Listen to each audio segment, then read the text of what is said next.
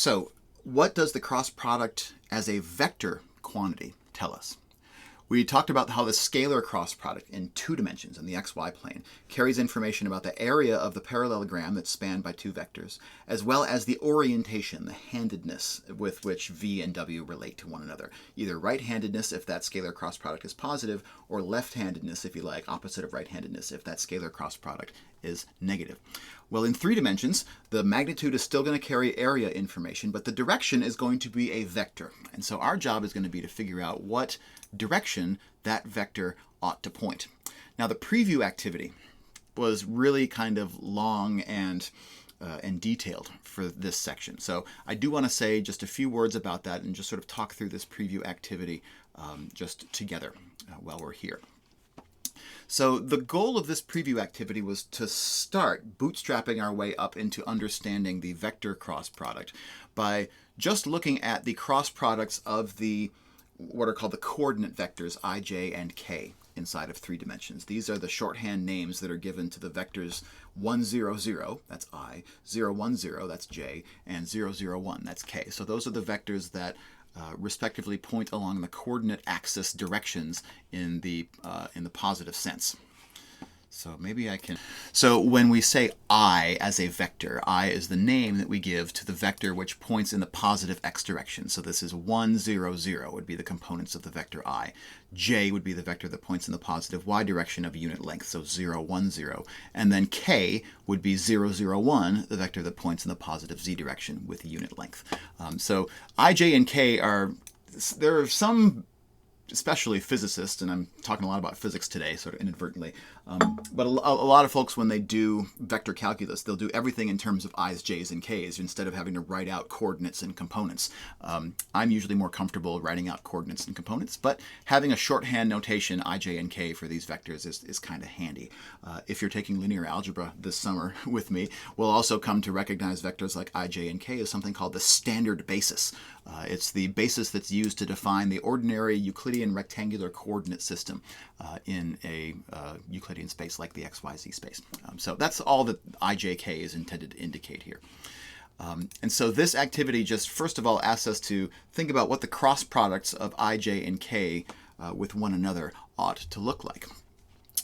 Based on the sort of the most fundamental idea being that the cross product of I with J, so I cross J, should be K. So coming back to what those things actually look like here in our coordinate system, they should follow the right-hand rule. So when I place my index finger in the direction of the x-axis, so in the I direction, and my middle finger in the J direction, so along the y-axis, I'm going to try to get my hand in the right orientation, then my thumb should point in the direction of their cross product, and that's the direction of the positive z-axis. So I cross J should be equal to K.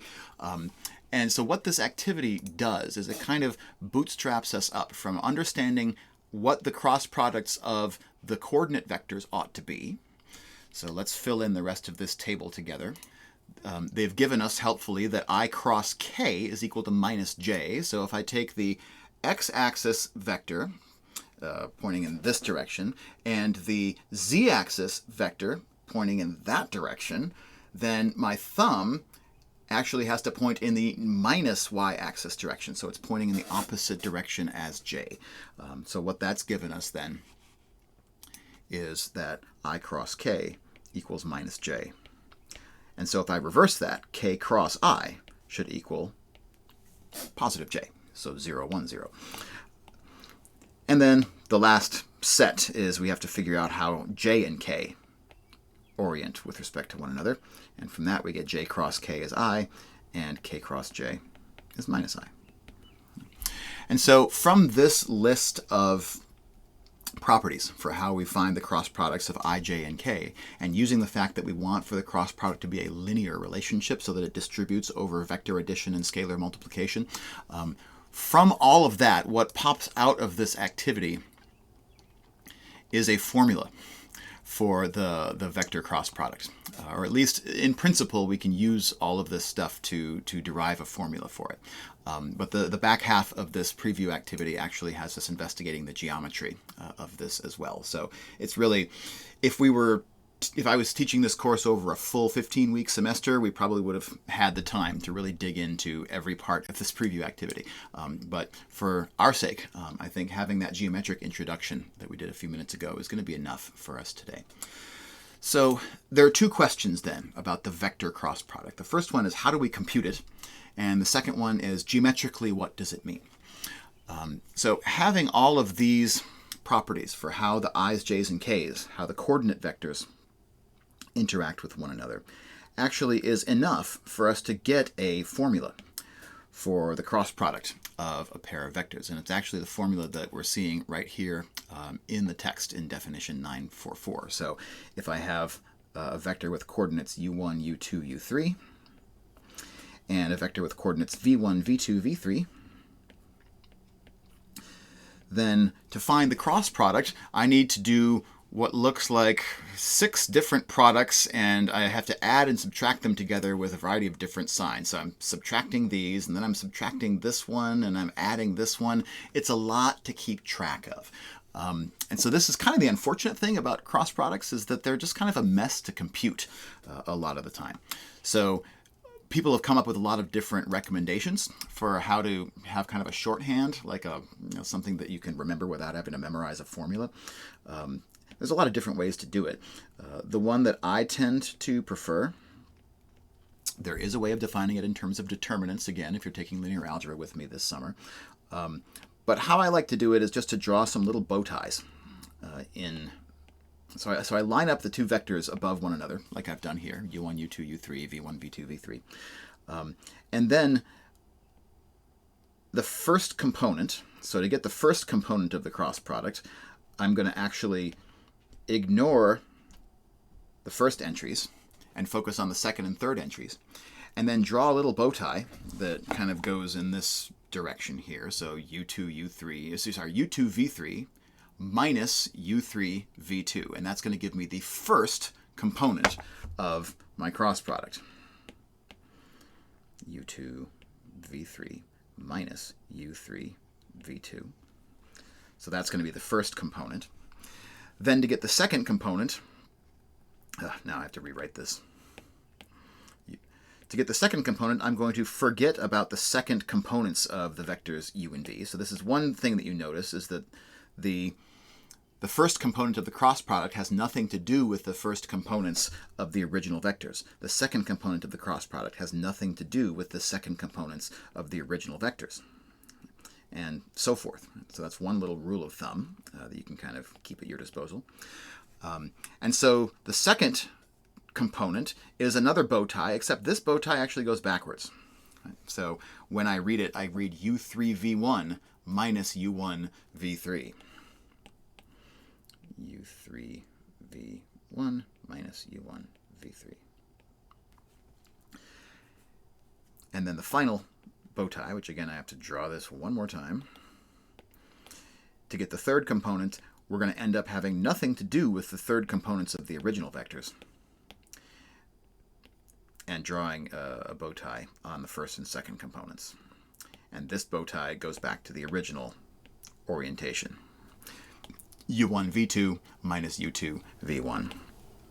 u1, v2 minus u2, v1. Blah. Okay.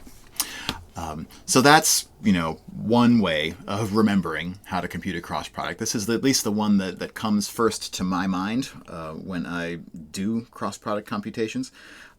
If you are acquainted with determinants in linear algebra, you could also do a 3x3 determinant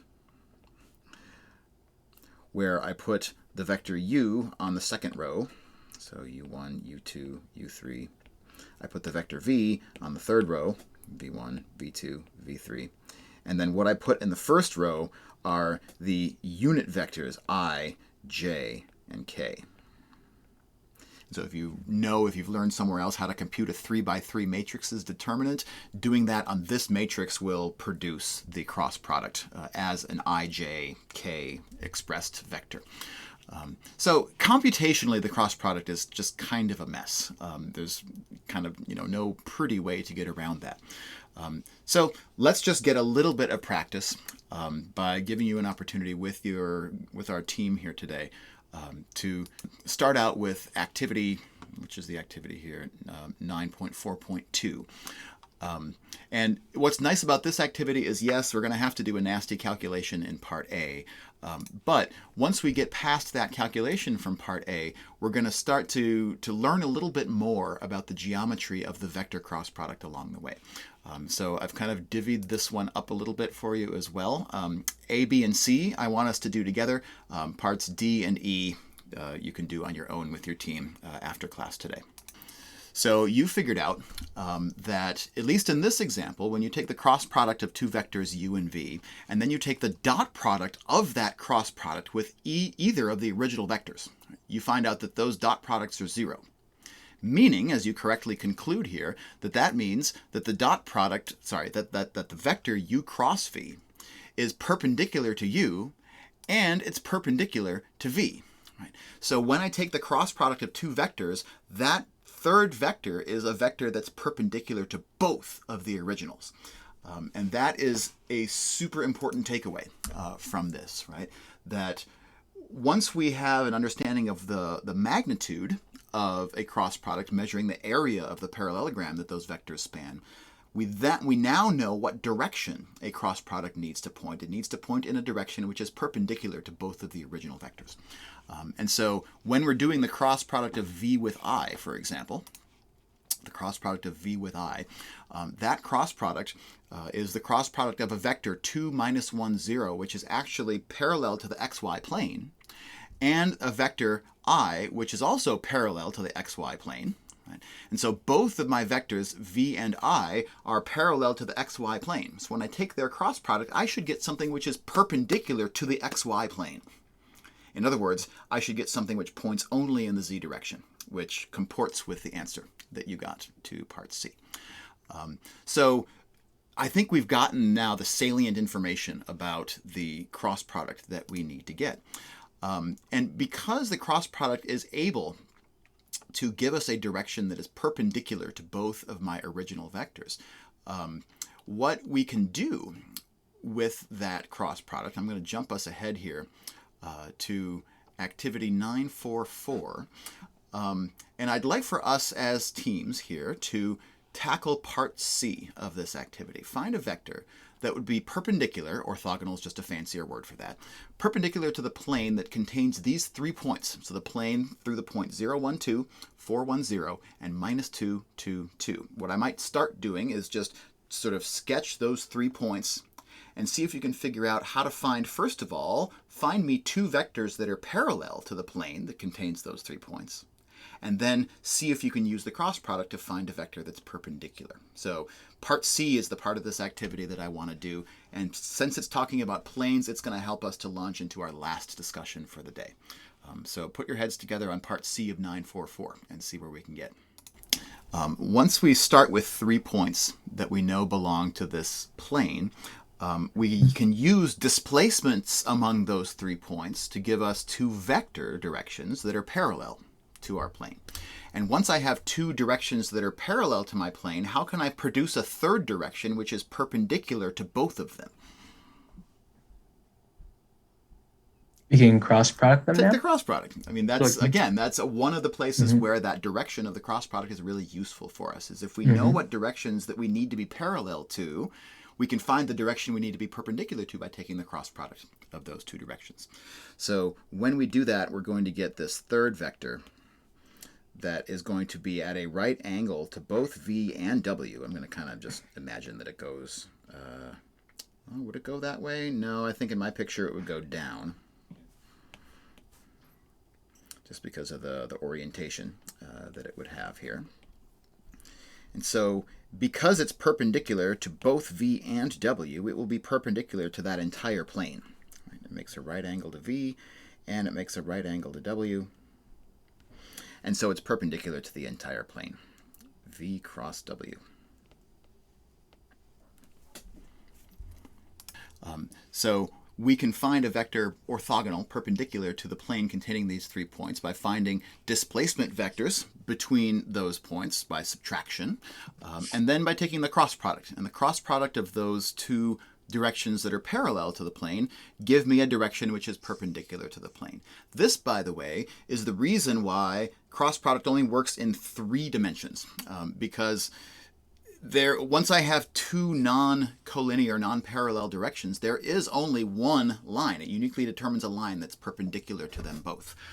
If we were in 4 dimensions, for example, there would be a whole plane of different directions that we could choose that's perpendicular to 2 given directions. So 3 dimensions is the only place where we have reduced the dimension of our solution space down to a 1-dimensional solution space that can be spanned by a single vector.